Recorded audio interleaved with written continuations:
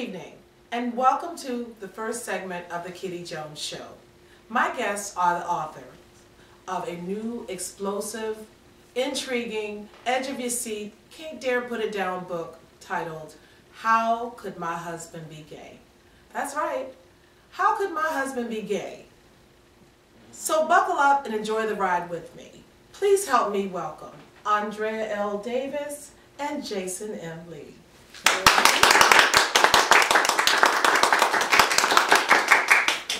Well, hello, and thank you all for being here with me today. Thank you for inviting us. I gotta say, I love the title of this book. It just takes us right there. I literally could not put it down. So let's get started. Ondrea, as a reader, I've definitely heard this story before, okay? And so what I want to know is what makes your story different?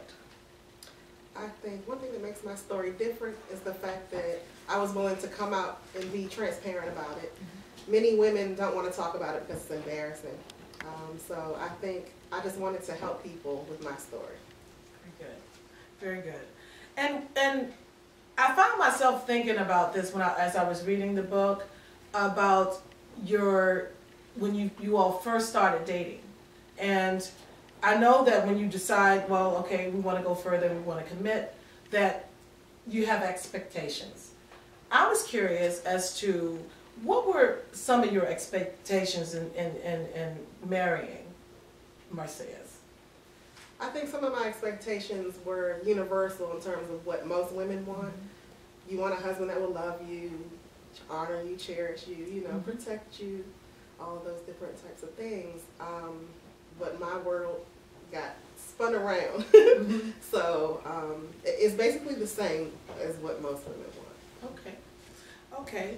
Well, Jason, I know this is your second book. Your first book, Just Trying to Be Loved. And so this story comes about, and it's thrown in your lap, I'll say. What made this story interesting to you? What made you want to take this story on? I think initially it was the fact that, as an artist, as a writer, you always want to take on a project that will expand your skills and also take you in another direction. I didn't want to do the same type of book that I did before. I wanted to do something a little more mainstream. So this project gave me that outlet. Initially, I must say that I was apprehensive about doing it because, you're writing a book about someone who experienced marrying a gay man. And I didn't want to come across as a sellout, nor did I want to come across as biased on either side. I have my own opinions, Ondrea has hers. We agree on a lot of things, but at the same time, I had to be careful that I didn't inject my opinions because it was her story. We butted heads on a few things, but I think we reached a balancing point. Well, it came across really, really well. One thing I was interested about was you being a gay man. How would you have, if you could have given Marcellus some advice? How would you have suggested that he handle this situation? Coming out is an individual process. I'm 41 and didn't become comfortable with my sexuality until I was like 35.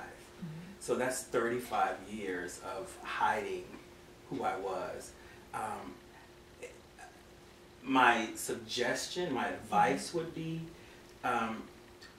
not to rush into anything and be sure and search for who you really are before you make a decision that could impact a lot of people's lives. And I think that would be the best advice I could give to him. Well, that's some really good advice.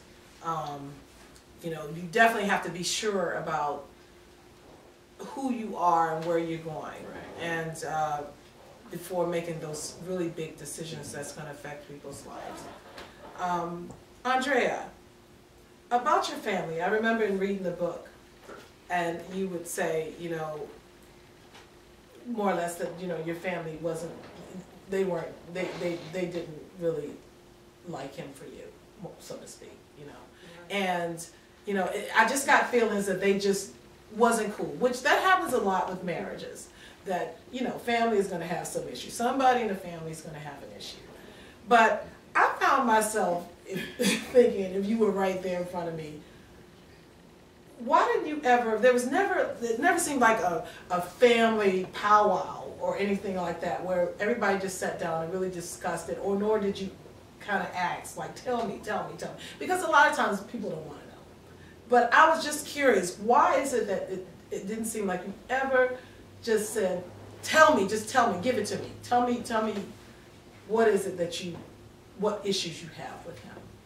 Well, I think it was because I was so in love that I wanted to ignore that part. If they did have anything negative to say, which I'm sure if I asked they would have, you know, told me those issues. But I think I was just so wrapped up in him that I didn't want to hear the negative part. So I just, you know, I'm not going to ask you any questions that are going to yield negative answers.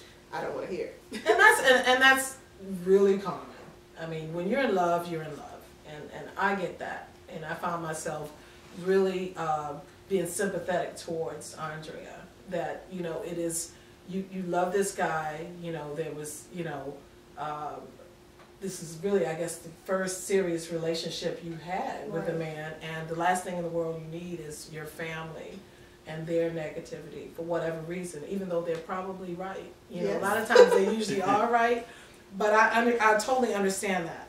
Now, another question for you is, you know, to help the reader understand, you know, about why you stayed as long as you did, because I found myself wondering, why on earth won't she leave? You know, some of the things that you went through and stuff. And Jason, you did a really good job putting that out there. You know, I mean, giving us reasons to like, oh, you know, what, you know, I mean, clearing this up. You know, a lot of things were going on with you, and I felt myself sympathizing a lot with that.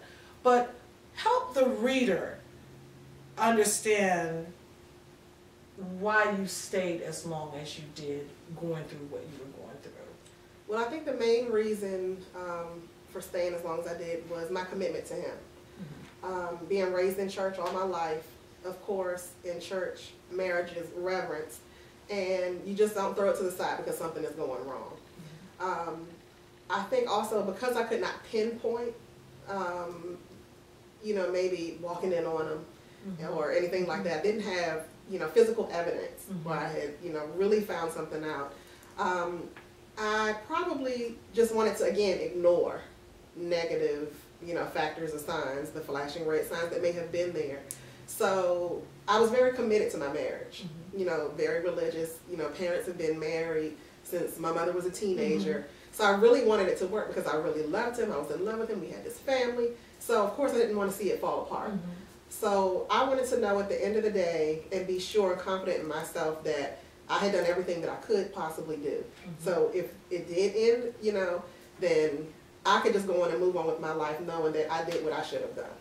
Well, I think that's amazing, you know, that you were able to do that, because I know, I mean, I know the type of person I was. There's just no way. I mean, I just kept thinking to myself, if you don't run out of here, if you don't get those babies, because one thing I can say for sure is that was, you know, you were such a great mother.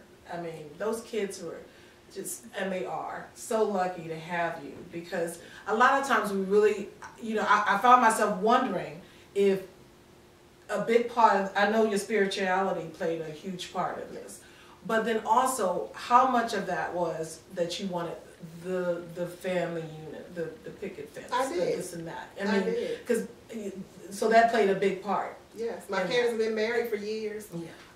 His mother